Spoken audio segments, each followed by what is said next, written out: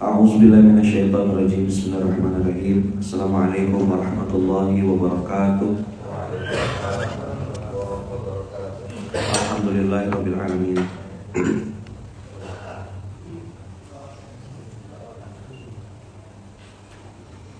Alhamdulillahilladzi bi ni'matihi tatimmus shalihat. Alhamdulillahilladzi hadana li hadza wa ma kunna linahtadiya laula an hadanallah. Asyhadu an la ilaha illallah wa asyhadu anna Muhammadar Rasulullah. Allahumma shalli ala sayyidina Muhammad wa ala ali sayyidina Muhammad. Qala rabbi shrah li sadri wa yassir li amri wa hlul 'uqdatam min lisani yafqahu qawli.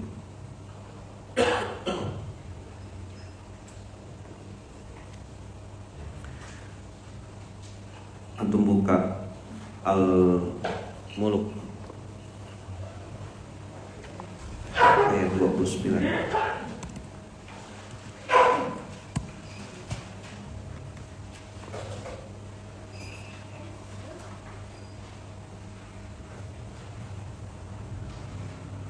Ini yang akan kita bahas pada hari ini. Ini yang akan kita jadikan bahan renungan. Ini akan jadi tadabbur kita. Mudah-mudahan ayat ini juga bisa mengobati hati kita yang mungkin perlu obat.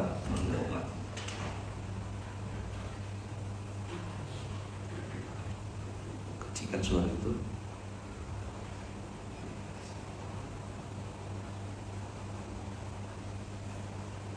Dapat. Qul huwar rahmanu amanna bihi wa alaihi tawakkal. Di situ bukan qul huwar rahim, tapi qul huwar rahman. Abang kakak untuk mengakses rahman tidak perlu iman. Bingung. Pelan-pelan Pak Eko. Untuk mengakses rahman,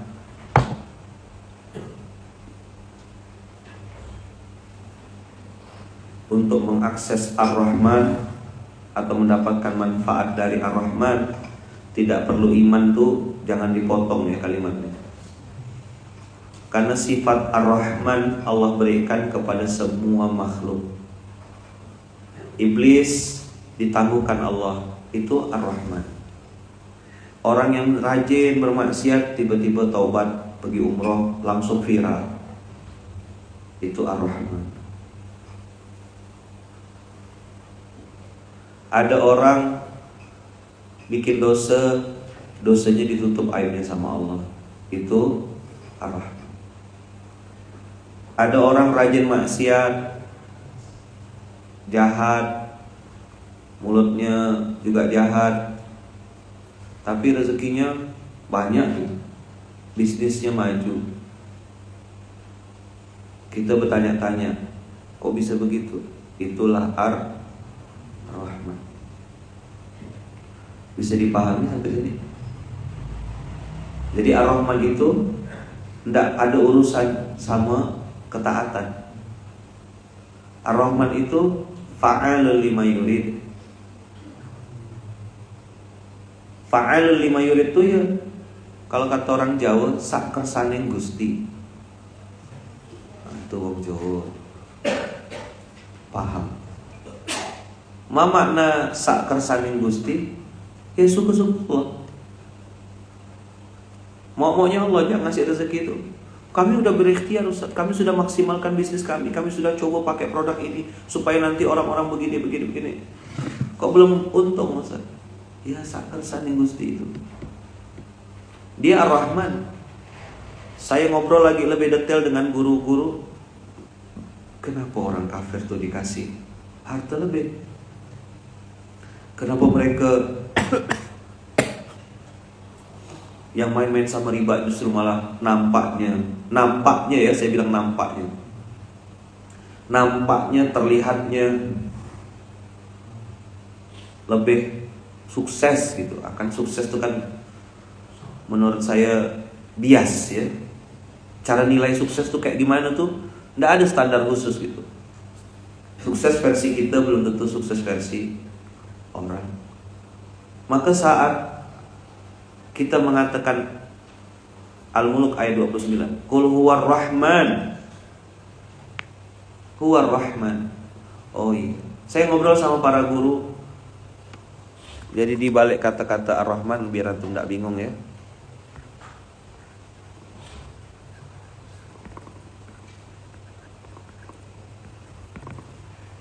Di sini untuk semua.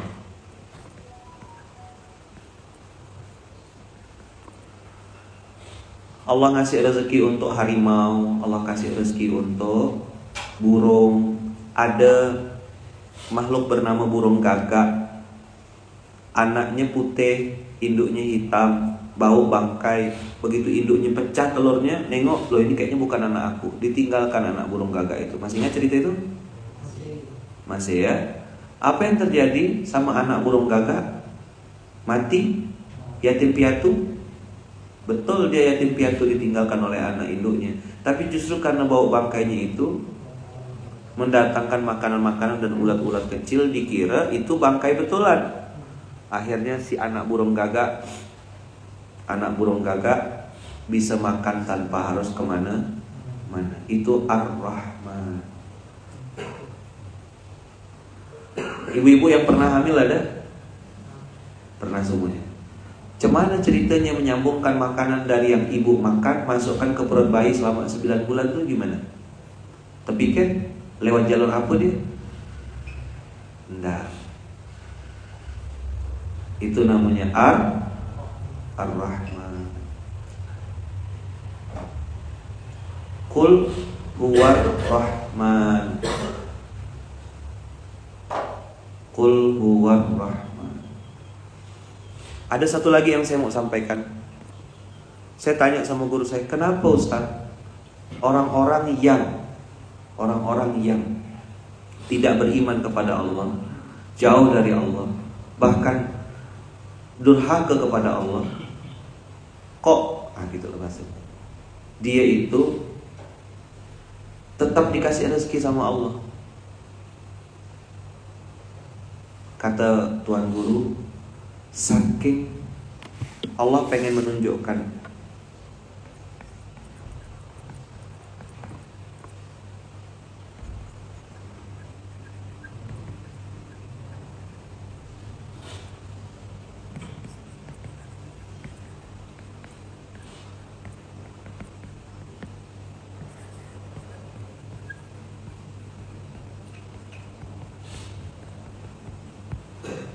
apa dunia itu benar-benar tidak bernilai di hadapan Allah. Jadi ada kalimat Qul huwar rahmanu amanna bihi.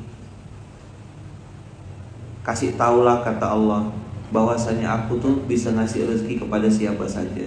Ada Qarun dikasih rezeki, ada Fir'aun dikasih rezeki, ada orang-orang yang mungkin kata kita gitu ya, zolim.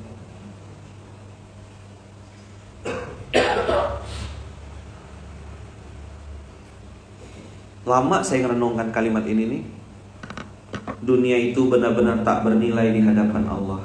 Di situ yang berlaku adalah Ar-Rahman. Ada yang bilang dunia ini seperti sayap nyamuk, ada yang bilang dunia ini lebih hina. Tapi apakah hinanya dunia itu membuat kita meninggalkannya? Tidak, Islam tidak mengajarkan gitu. Kejar akhirat, jangan lupa dunia, atau kejar dunia, jangan lupa akhirat? Kejar akhirat, jangan lupa dunia. Kata-kata jangan lupa dunia berarti tetap harus dilakukan kan? Jadi badannya di dunia, pikirannya bisa ke seluruh dunia, bisa ke alam akhirat. Kita bisa membayangkan mungkin bagaimana siksa kubur di dalam lubang 1 meter kali ini nih, dalam lubang ini nih. Antum bisa bayangkan? Saya kadang-kadang abang kakak, ya saya manusia biasa ya. Kan kemarin ada Henry bukan malaikat gitu ya. Ini nih sering saya tengok dan sering saya renungkan gitu. Nengok ini nih bagi saya netralisir emosi, menetralisir rasa di hati. Ya namanya orang kan, ada naiknya, ada turunnya, ada semangatnya, ada downnya. Tapi saya nengok Qul huwar rahmanu amanna bihi wa alaihi tawakkalna. Saya nengok ini nih, tinggal nanya ke diri gitu, Allahu Akbar, bekal apa gitu.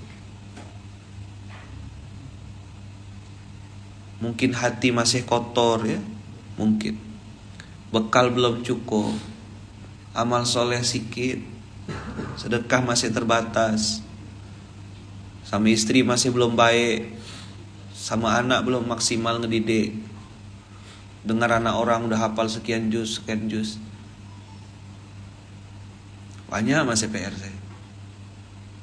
Belinang juga ya mata Bang Kakak. Pantas kalau banyak ulama-ulama, ustaz-ustaz itu. Jadi dia bilang, hampa saya nengok dunia ini, tidak ada rasa lagi. Dulu saya tidak ngerti gitu. Sampai akhirnya, oh iya, kuburan inilah yang netralisir rasa itu. Pemutus semua nikmat adalah kematian. Kok sering betul ngomongkan mati Ustaz? Kita pasti menuju ke kematian ini. Mau ngindar kayak gimana? 478 kemarin. Walau kuntum fi burujim musyayyadah, di benteng yang kuat sekalipun tidak bisa ngelawan.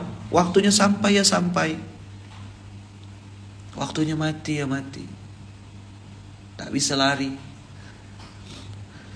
Rezeki sudah pasti, mati beriman tidak ada jaminan. Qul huwar rahman. Kita dari lahir sudah divonis mati. Kalau orang kan bikin salah, di sidang di pengadilan, masuk penjara, baru ada vonis mati. Kita dari lahir sebagai orang yang beriman itu sudah divonis mati.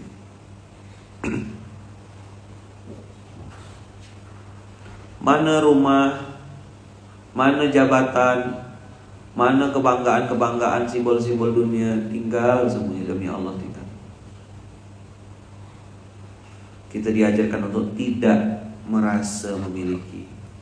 Maka saat rasa tidak memiliki itu, ada rasa kita tidak mau memiliki, kita tidak juga menjadikan itu sebagai kebanggaan kita satu-satunya. Kita bisa tidur di kasur mewah, bisa juga tidur di atas karpet biasa, tidur di sofa tidak ada masalah, pakai kipas angin pun oke, tidak mesti harus pakai AC.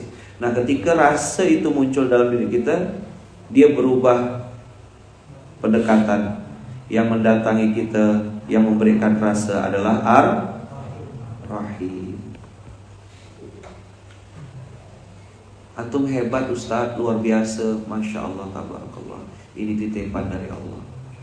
Kakak ini cantik sekali kak, Masya Allah, tabarakallah. Semoga kecantikan saya menghindarkan saya dari fitnah dan maksiat.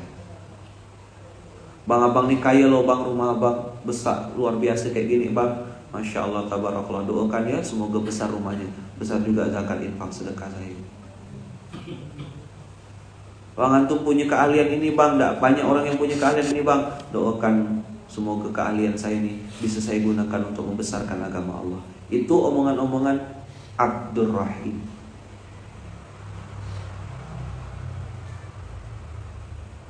Saat di bawah, dihina orang, dicaci maki, dia bilang, salah aku memang. Klarifikasi? Tidak. Saya udah praktek. Dan Masya Allah rasanya itu luar biasa. Nyesak di dada rasanya. Karena sedang melawan diri sendiri. Ketika antum tanda kutip ya disidang sama orang, dimahkamahin, disalah prasangkakan oleh orang, lalu dipanggil, disuruh duduk, kau nih begini, kau begini, kau begini, ini. Diam. Ya. Oke. Ya. Terima kasih Mas Ustaz. Jazakumullahu khairan. Doakan saya semoga bisa. Ketika antum bisa memilih untuk kayak gitu, antum masuk di zona Ar-Rahim. Saya cerita begini lagi ngasih tahu diri saya juga. Tak usah dilawan, diam ya.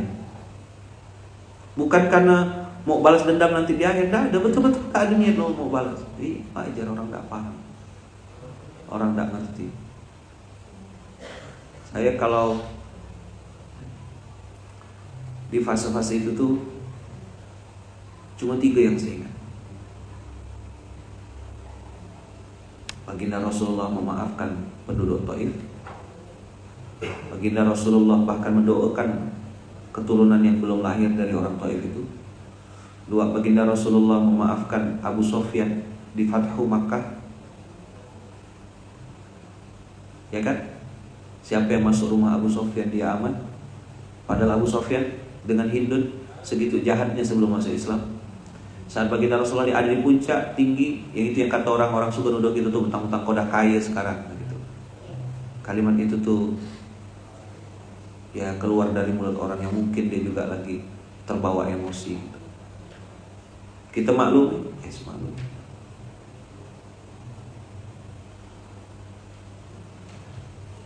Yang ketiga, saat baginda Rasulullah menyuapkan Yahudi yang buta di depan baginda Rasulullah, dia mencaci maki, menghina, dan baginda Rasulullah memilih untuk. Jadi kalau orang tanya, Ustaz, kenapa kita harus memaafkan? Satu, itu perintah Allah.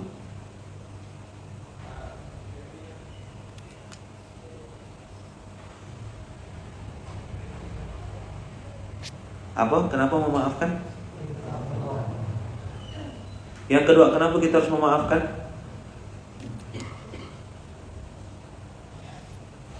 Yang kedua, karena itu adalah meneladani baginda Rasulullah Sallallahu Alaihi Wasallam. Abang kakak TMS ya, 700 orang. Kenapa memaafkan itu Ustaz lakukan? Orang tanya, kenapa kita harus memaafkan? Karena satu, itu perintah Allah. Yang kedua, karena kita sedang meneladani dan meniru baginda Rasulullah Sallallahu Alaihi Wasallam. Kadang-kadang obatnya itu ya sholawat. Assalamualaikum ya Rasulullah, Assalamualaikum ya Nabi Allah. Kalaulah bukan karena mencontoh Engkau ya Rasulullah, aku tidak akan lakukan ini. Kalaulah bukan karena mencontoh dirimu ya Rasulullah, aku tidak akan diam begini. Kalaulah bukan karena meneladani apa yang Kau ajarkan dan rasa rindu kepadamu ya Rasulullah, aku tidak akan diam begini. Aku manusia biasa juga. Aku bisa lawan, aku bisa balas dendam, aku punya kesempatan untuk lakukan itu. Tapi aku sedang contoh Engkau ya Rasulullah, aku sedang mencontohmu ya Rasulullah.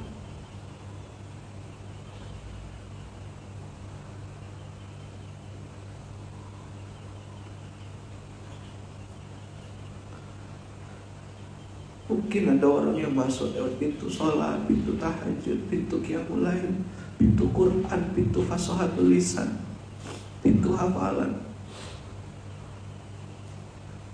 Semoga Engkau izinkan aku bisa mendekat kepada Engkau ya Rasulullah lewat pintu memaafkan ini.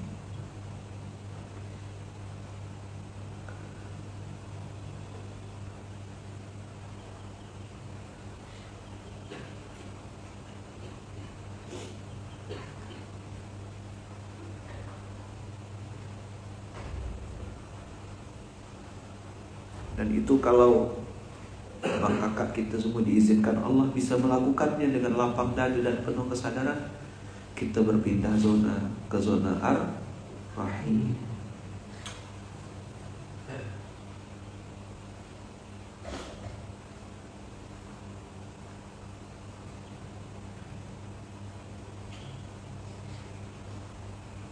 maafkan. Tadi malam saya cerita tentang salah satu sahabat yang begitu dia lewat baginda Rasulullah mengatakan orang ini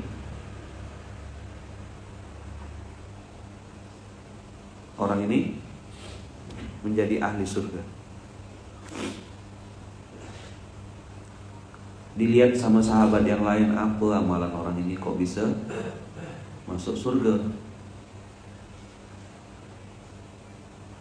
Apa amalannya? Lihat tahajudnya, enggak. Lihat amalannya, enggak juga.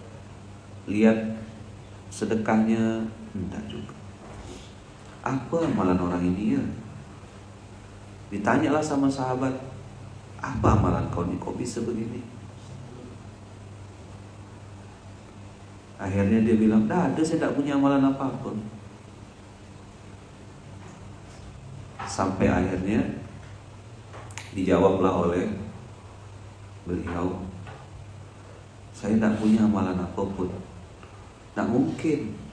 Iya, tapi kata yang ini pasti ada sesuatu. Dia bilang, saya ini tak punya amalan-amalan apapun. Tapi, dia bilang, sebelum tidur, setiap hari sebelum tidur, saya memaafkan semua orang yang pernah berbuat salah kepada saya.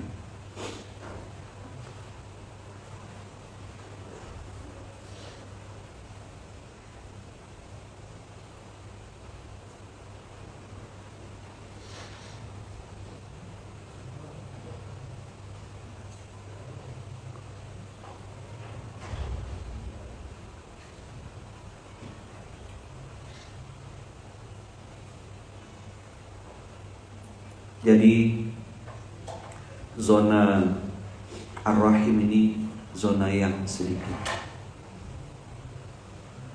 zona yang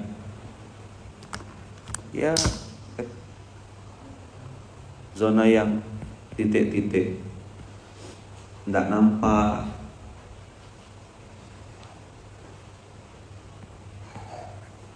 sepi pujian,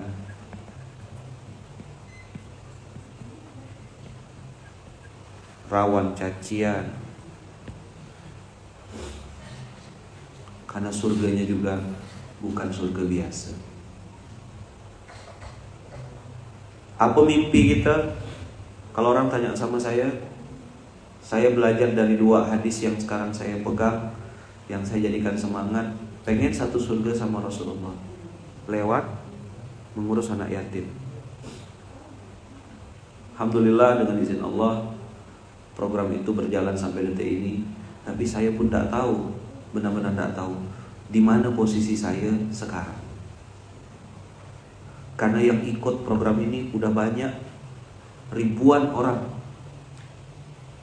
Dia sekarang mungkin hari Ahad ini lagi tidur di gudang, di dalam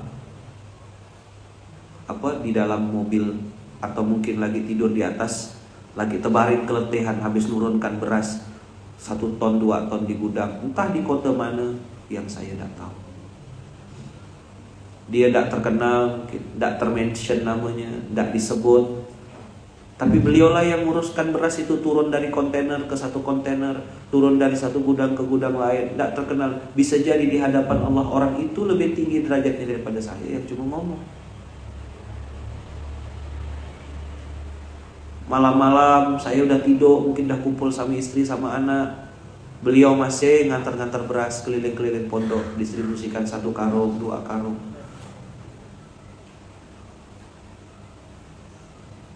Maka kadang-kadang ngeliat video-video rekaman kawan-kawan posting, saya enggak ninggalkan jejak gitu, enggak nge-like, enggak nge-repost. Tapi tuh baca tuh, ya Allah, bisa jadi mereka lebih mulia daripada saya. Nengok lagi orang-orang yang bukan hanya bergerak. Begitu saya tanya, apa amalan Bapak? Saya bikin pondok pesantren Pak Ustaz, mohon doanya. Berapa santrinya Pak? 250-an. Gratis semuanya, gratis Pak Ustaz. Kenapa begitu? Saya coba memaksa diri saya. Kalau pondok orang lain kan saya bisa kasih, bisa enggak. Tapi kalau di pondok saya sendiri, mau tak mau saya pikirkan tiap bulan gimana caranya supaya anak-anak ini bisa makan setiap bulan. Oh ya Allah, gratis semua Pak. Gratis Ustaz. Bahkan kalau dia anak yatim, saya siap biayai dia sampai kuliah, sampai perguruan tinggi. Ya Allah, kecil lagi hati kita, minder lagi. Ya Allah, banyak orang begini. Udahlah dia bergerak di dakwah, beramal soleh, bikin juga pondok sendiri. Saya pun sedang berdakwah dengan harta yang saya punya nih ya Ustaz. Mohon doanya, mohon bimbingannya Ustaz. Ya Allah. Jadi kalau lihat orang-orang dengan amal solehnya gitu tuh kecil rasanya, minder gitu. Ya banyak benar amalan orang nih. Nah itu yang saya bilang, tajam-tajamlah ngelihat ke diri sendiri. Nengok aib orang tuh mudah, demi Allah mudah. Anu gak perlu waktu 1 hari. Semenit 2 menit itu dapat aib orang. Maka zona ar-rahim itu zona yang sepi.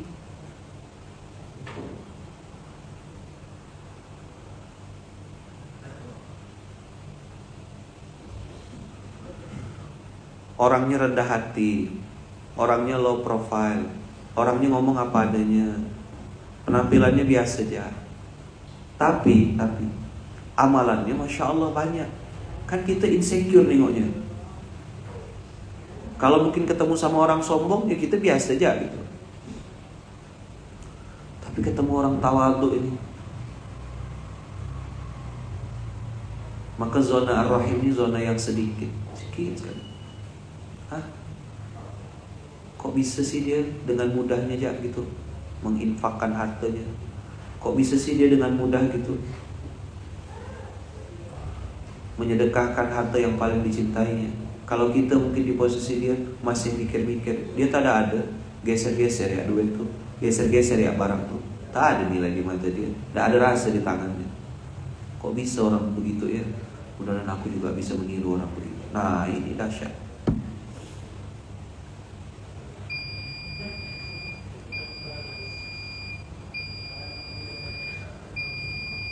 Jadi abang kakak, zona ar-rahman itu dia selalu ada miss gitu. Rajin sedekah tapi tidak sholat. Ada tak? Ada. Dia pikir sedekah itu cuma amal soleh itu hanya sedekah gitu. Yang penting saya tidak merugikan orang, saya sedekah udah cukup. Tidak gitu. Ada juga orang rajin sholat, luar biasa, tepat waktu, berjamaah, takbiratul ihram saf pertama, tapi pelit luar biasa. Itu juga bab ar-rahman.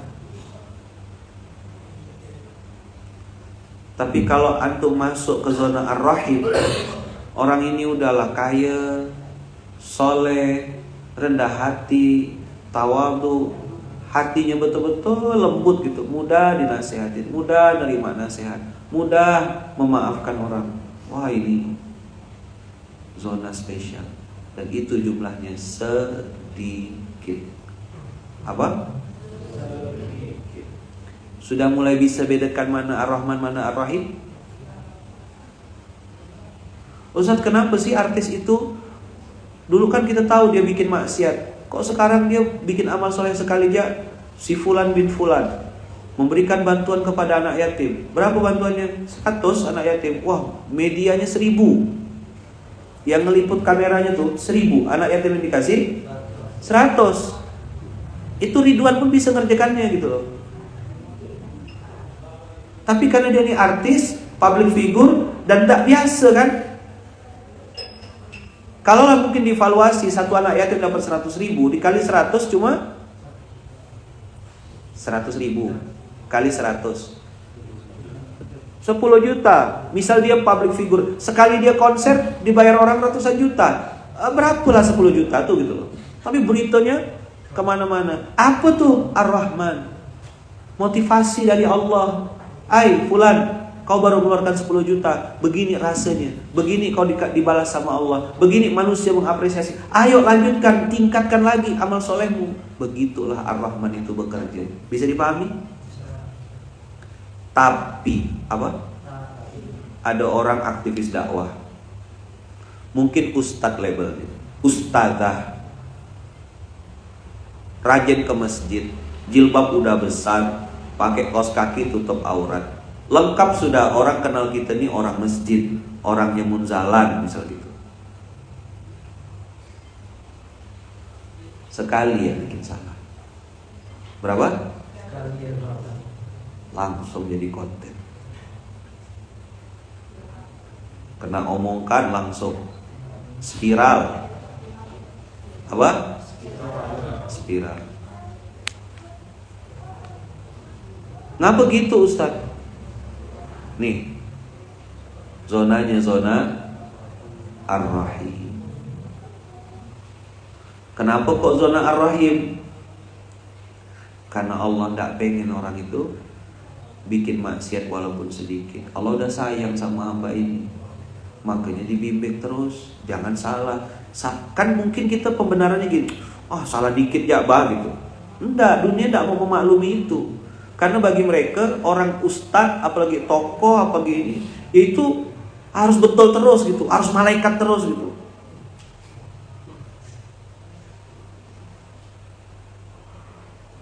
Paham kira-kira? Ngerti gak? Mudah dipahami gak kira-kira materi saya? Dah.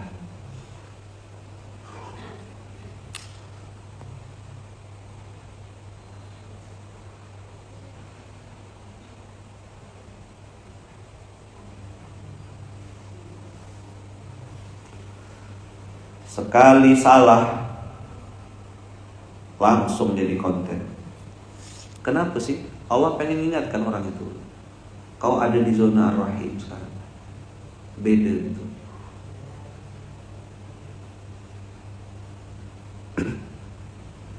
Jadi kata-kata Qul huwar rahmanu amanna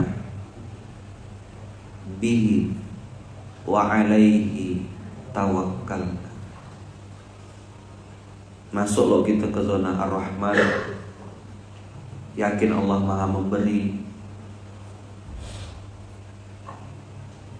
Kemarin saya ngomong tentang riba. Riba lebih berbahaya daripada berzina sama ibu kandung dosanya. Dikomentarin apa? Dibilang blunder Ustaz.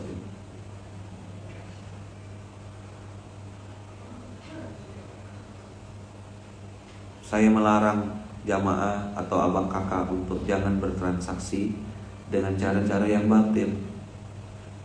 Siapa yang kena serang? Yang ngasih tahu.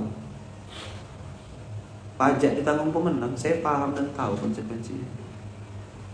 Ini kalau punggung belakang nih ada bekas-bekas kena panah, kayaknya banyak kena panah. Cuma saya pura-pura tak tahu ya. Itu tadi saya bilang, kita punya kesempatan untuk membalas dendam, tapi lebih memilih memaafkan. Masa lalu itu udah ada kejadiannya, 1, 2, 3. Gak usah lagi itu buka-buka, gak usah lagi diungkit-ungkit. Langsung masa lalu itu dibungkus, di wrapping, kan? Masukkan dalam peti, petinya digembok, kuncinya buang ke laut, dah tidak usah lagi dibuka-buka. Udah masa lalu udah close. Ngapain nanti mungkit-mungkit lagi itu? Kami udah tidak ada cerita-cerita itu lagi. Yang dipikirkan tinggal what next-nya itu. Mau ngapa? Apa karya kita selanjutnya? Mau bikin apa kita? Di situ ngelihat kesungguhan orang itu. Jangan hidup di masa lalu. Ini nanti antum-antum nih wakil-wakil pengasuh, saya ini pasti mati loh, pasti mati, tidak tahu kapan ya. Kita nanti akan melanjutkan pondok ini, ya. Pimpinlah pondok ini. Saya udah lama mau resign dari pengasuh. Ambil nih, akhirnya jadi pengasuh tuh jabatan ke. Ambil lah, saya tidak main-main. Ambil ganti-ganti. Saya tidak minta apa-apa kan dari antum semua. Minta doa. Kalau antum berprasangka sama saya, itu hal yang pasti yang tidak bisa saya hindari. Cemana mau jaga hati antum supaya tidak berprasangka sama saya? Tidak mungkin. Itu saya bodoh sekali, tidak ngerti tauhid berarti. Mungkin tidak ceramah kayak gini nih, YouTube, Instagram, TikTok, Zoom, yang nonton tuh mungkin tidak semuanya tuh hatinya prasangka baik semuanya? Tidak mungkin lah, itu kemustahilan.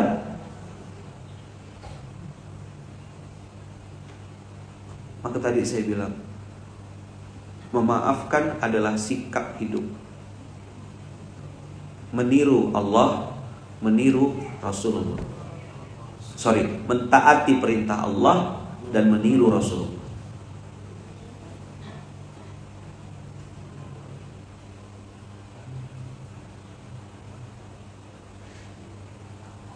Ada yang baper, mungkin.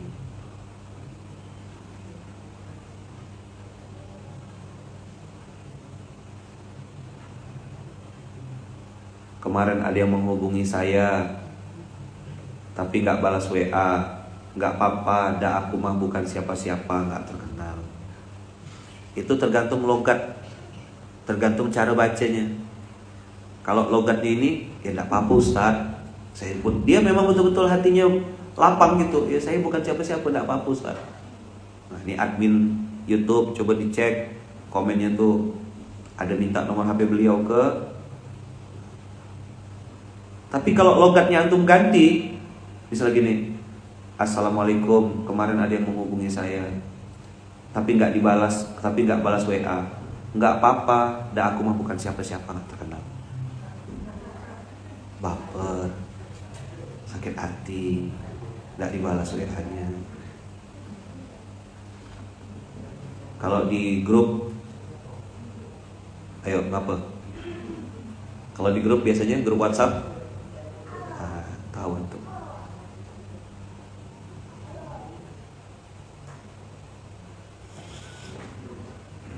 Dah. Wa alaihi tawakkalna. Apa? Wa alaihi tawakkalna itu pertanyaan yang saya kemarin sudah sampaikan. Kalimat wa alaihi tawakkalna itu diterjemahkan dalam bahasa yang mudah, ini dia.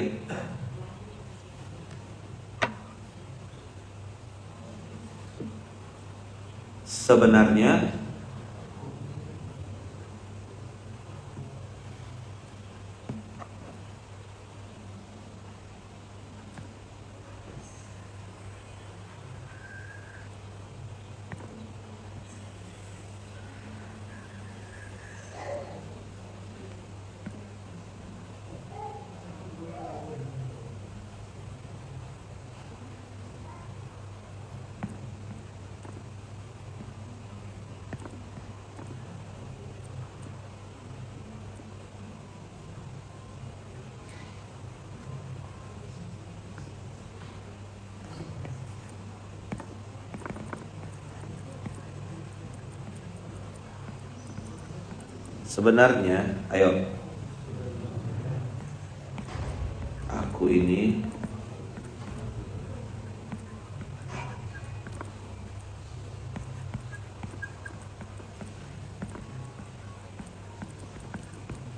apa tanda-tanda kita apa tanda-tanda kita berbuat karena Allah? Kita melakukannya dengan bahagia. Kenapa orang tersinggung ketika ada yang negur dia? Karena dia merasa dirinya baik, dia merasa dirinya benar, dia merasa dirinya tidak salah. Kalimat andalannya, ini bukan salah saya, atau apa salah saya. Bisa antum merubah cara berpikir orang begitu? Tidak bisa. Antum marah sama dia? Tidak. Kok tidak marah? Ya memang itu pemahamannya. Sampai di situ dia mampu memaknainya. Membalas keburukan dengan keburukan yang sama, itu adalah sebuah kegoblokan berjamaah. Oh, kalau kau jahat, aku bisa gak jahat?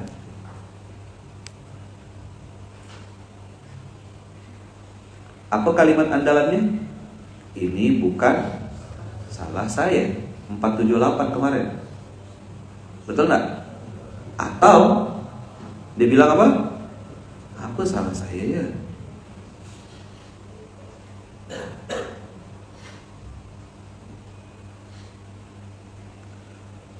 Semoga pertanyaan ini tidak hilang dari otak kita. Semoga pertanyaan ini ada terus di dalam diri kita.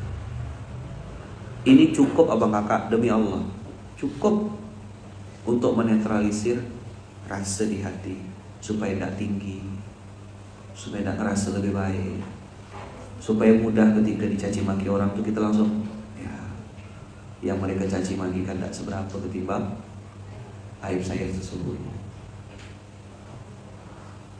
Habis itu kita bilang gini, ya Allah, mudah-mudahan dengan wasilah dicaci maki itu Kau gugurkan dosa-dosa saya yang gak nampak, yang kau lebih tahu daripada saya. Dan langsung ini saya bicara kesadaran satu ya. Jangan antum gunakan ini untuk pembenaran atau membenarkan diri, sehingga tidak muhasabah, tidak introspeksi. Tidak kayak gitu konsepnya. Kan saya bilang kemarin 3 lapis kesadaran. Apa? Masih lupa?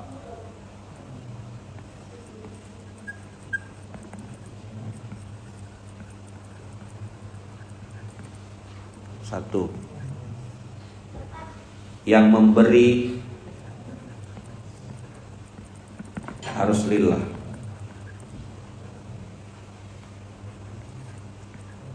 Yang mengelola harus amanah.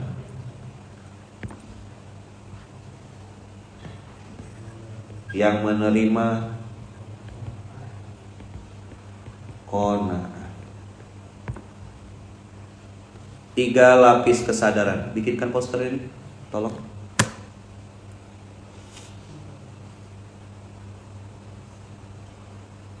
Tiga lapis kesadaran. Yang memberi lillah, yang mengelola amanah. Tidak usah pakai warna-warna background hitam, tulisannya kuning, fontnya mudah dibaca. Nah, merangkai-rangkai nulis berkeriting-keriting. 3 lapis kesadaran. Yang memberi lillah, yang mengelola amanah, yang menerima qanaah. Makna qanaah, tahu diri, tidak rakus. Udah dikasih minyak goreng minta tepung lagi, udah dapat tepung minta lagi baju, minta duit, tak duit, tak duit.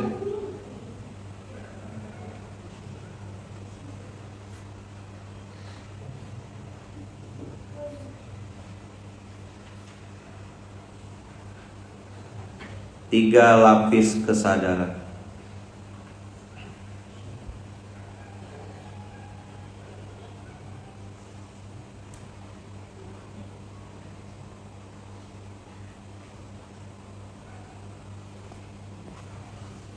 Ini tin underscore yan, mengelila ya, mengelola maksudnya, nggak apa-apa tipu. Saya kasih 3 lapis kesadaran. Ada masanya kita di zona orang yang memberi. Ada masanya kita dikasih amanah untuk mengelola. Ada fasenya kita di zona orang yang menerima. Gantian-gantian hidup nih. Kadang kita nerima, kadang kita yang ngasih, kadang kita yang dikasih amanah. 3 ini, lillah, amanah, qanaah. Apa? Lillah.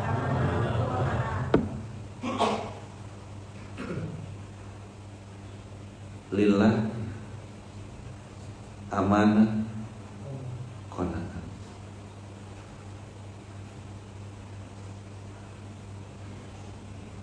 Mudah-mudahan Allah izinkan kita bisa masuk di zona ini, 3. Zona lillah, memberi ilmu, mendidik anak, besarkan keluarga. Abang-abang yang ngasih nafkah buat istri, buat anak, gak usah dihitung-hitung, pokoknya cemplungkan, transfer, dan tutup mata. Istri yang mengelola duit dari suami, pastikan engkau amanah. Nggak usah berdebat gitu, nggak usah berdebat. Ustaz kira saya tidak amanah, jadi Ustaz nuduh dong saya selama ini tidak amanah dengan suami saya. Ada ngajak lain nih.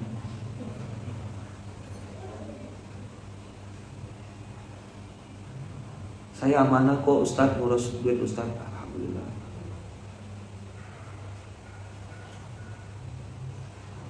Ada waktunya kita mungkin ya, uang yang kita terima tidak banyak.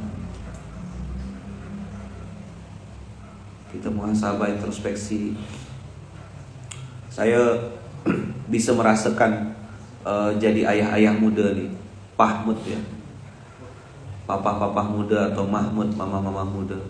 Anak lagi besar-besar segini nih, macam Bang Faris, Kak Oci itu kan, bergendong anak, naik motor berempat. Saya udah ngalami episode itu. Anak saya kan pernah kecil juga. Fayat, Fatih, Ara, Kak Iya itu lahir tidak langsung besar. Ya. Jadi jangan kita yang terutama yang SPA ya, jangan ngerasa si paling punya anak gitu.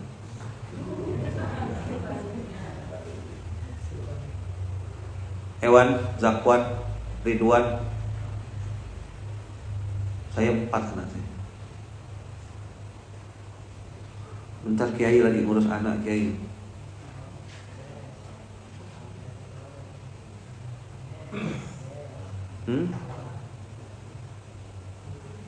Emang kau yang punya anak?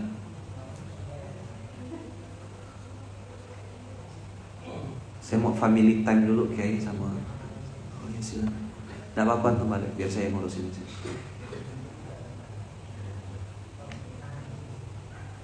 Iya, saya enggak. Mudah-mudahan ya, saya tuh berusaha untuk ya udahlah, yang mau ayo enggak apa-apa gitu. Konsekuensinya kayak gitu tuh ya dibilang bodoh sama orang, dibilang enggak tegas. Dibilang antum enggak bisa melawan ke, antum enggak. Saya ini insya Allah masih ada ilmu gitu untuk caci maki orang apa gitu, misuh gitu, masih insya Allah masih ingat saya. Apa mau pakai ala Jawa Timuran yang paling jorok sekalipun tahu, tapi kan apa bedanya aku dulu dengan sekarang?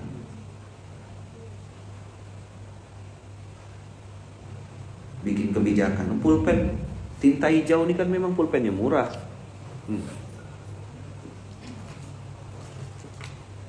Nih, saya punya pulpen hijau murah nih, harganya enggak selepas biasanya 3.500 atau berapa gitu. Ini pulpen saya di pondok ini. Tapi budak-budak tahu pulpen hijau itu apa artinya di pondok ini? Ewan. Misalnya Zakwan tulis mutasi ke Sulawesi Selatan.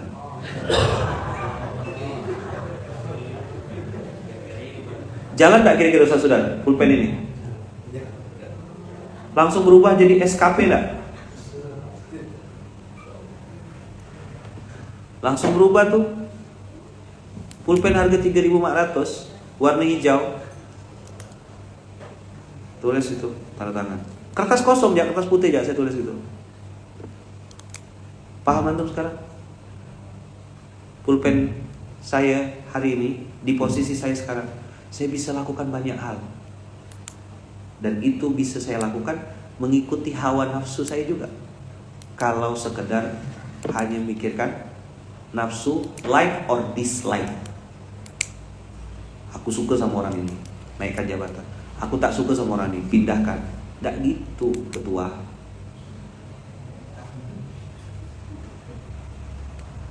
Karena saya masuk misalnya zona kedua, saya harus amanah menjadi pemimpin ini. Karena pemimpin adil itu balasannya surga, tapi pemimpin zalim neraka bulan-bulan.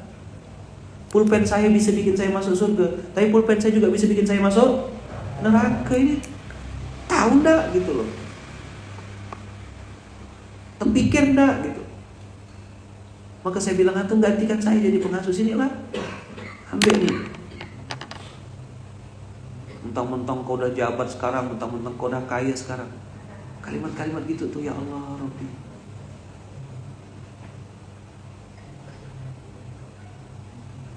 pemimpin adil kan balasannya surga. Nah, 7 naungan dapat enggak?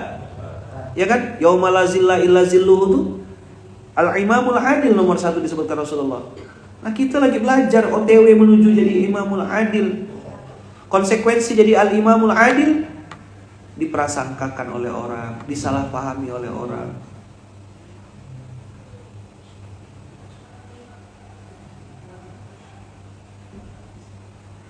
Tapi begitu dia jadi imam zalim, jadi pemimpin yang zalim, memutuskan sesuatu dengan semau-maunya, maka saya bilang, saya ini antum boleh tiru boleh enggak. Selama saya ngasuh, selama saya memimpin, 2 prinsip yang saya pegang kuat. 1, saya tidak akan pernah mau memaklumi kemaksiatan. Membiarkan kemaksiatan adalah kemaksiatan.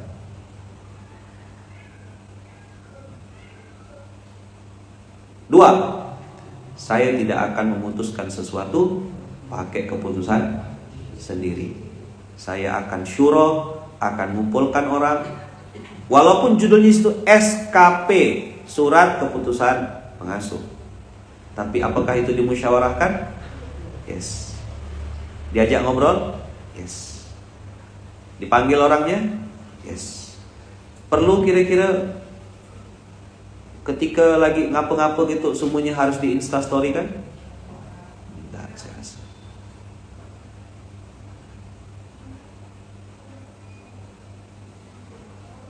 Kalaupun masih dianggap apa yang saya lakukan ini salah, itulah yang saya istighfarkan kepada Allah. Astaghfirullahalazim min kulli dzanbin wa atubu ilaih. Ya Allah, aku minta ampun kepadamu dari dosa-dosa yang aku tidak tahu, Engkau lebih tahu daripada aku, ya Allah. Mimpin pondok ini sekian tahun, pasti ada salah, pasti ada khilaf, pasti ada yang tidak benar. Tahu saya, tidak usah kau tunjuk. Yang kau sebut baru 2, aku lakukan 100 kesalahan. Yang kau sebut berapa? Baru 2. Yang aku lakukan salah 100. Banyak kebijakan-kebijakan atau keputusan yang saya juga dalam perjalanan, walaupun itu sudah syuro ya, saya tidak memutuskan sendiri, saya tanya gitu, terus tiba-tiba saya sesali gitu. Ya Allah, ngapalah waktu itu tuh aku ikut memutuskan itu gitu.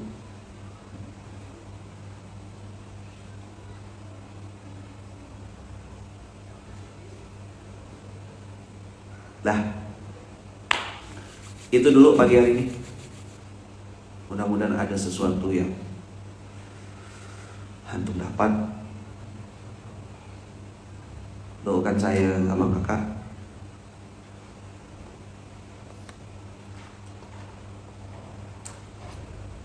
Doakan istri saya Bunda Doakan mama saya Wawa. Doakan ibu saya di Lampung. Doakan kami sekeluarga, anak-anak saya, kami berempat, adik-beradik saya, keluarga besar Masjid Kapal Budalan juga. Semoga semuanya selalu dalam lindungan dan kasih sayang Allah. Doakan ya Bang Kakak ya. Tolong doakan saya. Benar-benar ini bukan basa-basi. Betul-betul saya dalam kondisi sadar berlapis-lapis, tiap hari saya minta tolong didoakan. Kita tutup dengan hamdalah, alhamdulillahirabbil alamin. Kita tutup dengan doa kafaratul majlis. Subhanakallahumma wa bihamdika, asyhadu an la ilaha illa anta, astaghfiruka wa atubu ilaik. Makasih banyak abang kakak, berkah selalu. Silakan sholat 2 rakaat. Barakallahu fikum, berkah selalu. Mohon doanya. Hari ini kita ada kedatangan tamu-tamu, dan mudah-mudahan tamu yang datang ini mendatangkan kebaikan, mendatangkan keberkahan, mendatangkan kemaslahatan untuk agama Islam, untuk dakwah baginda Rasulullah sallallahu alaihi wasallam. Terima kasih banyak abang kakak. Assalamualaikum warahmatullahi wabarakatuh. Waalaikumsalam.